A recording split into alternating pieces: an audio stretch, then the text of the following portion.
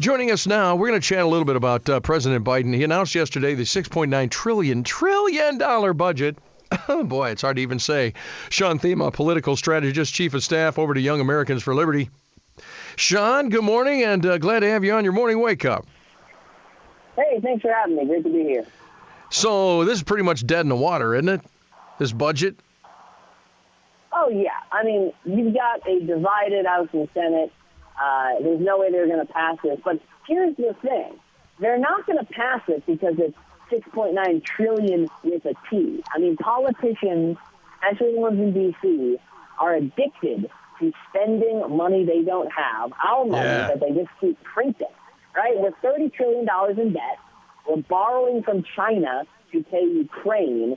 And if anyone in their right mind thinks that the guy who's been in government for 50 years is going to somehow solve that and have a budget that restores America, I mean, I'll have some of whatever they're smoking. Look, this is dead in the water, but we've got to address a more prevalent and poignant question, which is, why the heck do we let these D.C. politicians get away with the reckless spending? And I think that if you channel that message to the American voter, then we might have a grassroots revolution on our hands. And that's what always gets in the weeds then, because when you're talking about you channel it through to the American voter, it can be sold just like a brand. It's sold as a message. It's sold as, well, here's the benefit to you. Here's the programs we're implementing. It's just like the Build Back Better or Green New Deal or any of those slogans. It's all branding, and we tend to just eat it all up, don't we? I mean, look, there's a fusion of politics and entertainment. There's a fusion of politics, entertainment, and marketing, right? People regard politics like their sports even and how they follow it. But there is a reason, I think, that we don't see a lot of politicians boldly stand and campaign against the spending, right? Because politicians, at the end of the day, they want three things. They want to get elected, they want to get reelected, and they want to get elected to higher office, right?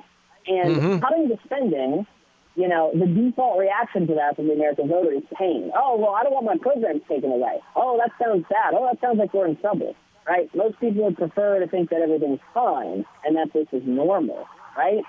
You know, there are two champions out there like Rand Paul and Thomas Massey, but at the end of the day, you know, that's why no one's taking on the problems with Social Security and Medicare. That's why nobody is, you know, saying a peep about a bloated Pentagon budget. It's because, that would rock the boat too much. That might, the voters might think we're failing, right? And so we're not going to do that. Also, you know, I want to spend the money on my pet projects and my lobbyists and, not rock the boat in D.C. so I can keep this job. No, I mean, we need to boldly speak the truth and say the spending is unfair, right? They don't have the money and they're stealing it from us to spend it when they do.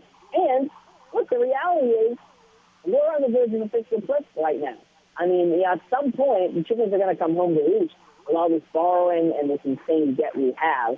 And I think history will look back fondly on the politicians who run and primaries, and particularly these rhinos, because we can't trust the Democrats to cut the spending. We primary and challenge these people who are spending the money we don't have and driving us off the fiscal cliff. Sean Themea, political strategist, chief of staff at the Young Americans for Liberty.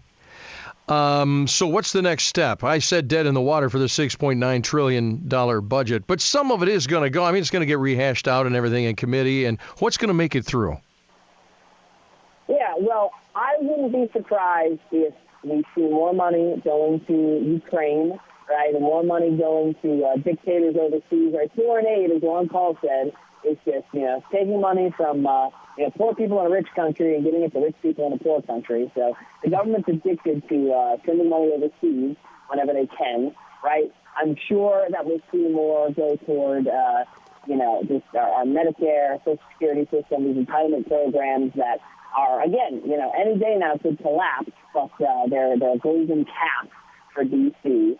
So what I'm confident in is that what will pass will not materialize in any benefits to the American people. Because when government does try and spend the money, inadvertently or on purpose, for the American people, I mean, the results just aren't there because they don't have an incentive to do well. I mean, there's no competition.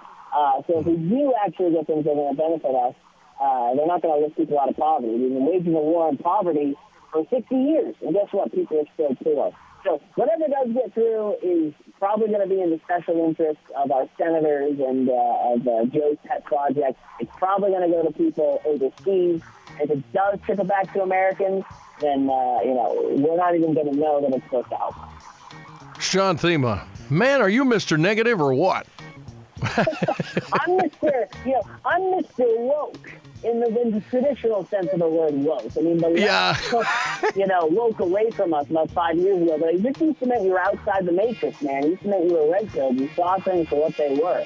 So I'm always, you know what, there are reasons to be excited and optimistic, and I think it's because we are seeing young people really start to wake up and get it and challenge the system. I mean, I talk to college students, work with them all the time. Young Americans for Liberty students, they're getting out there. They're knocking doors in states across the country. They're reaching voters and waking them up to, hey, did you know that your rhino representative is actually voting against school choice? Is actually voting, for more COVID restrictions. You should call them. You should challenge them. And guess what? It works. Because when you threaten a politician's re-election, they actually start to vote in accordance with liberty. So I'm optimistic because I think there's a lot of young people who are doing great work out there. More young people than ever are concerned about our country's future. So I'm negative about these old fogies in D.C., but I'm optimistic about the future. Sean, I love it, man. Sean Themea, political strategist, and look it up, Young Americans for Liberty. Hey, we appreciate it, man. We got to get going. We got some news coming up. Have a great day. Hey, thanks for having me. All right, 1320 WILS.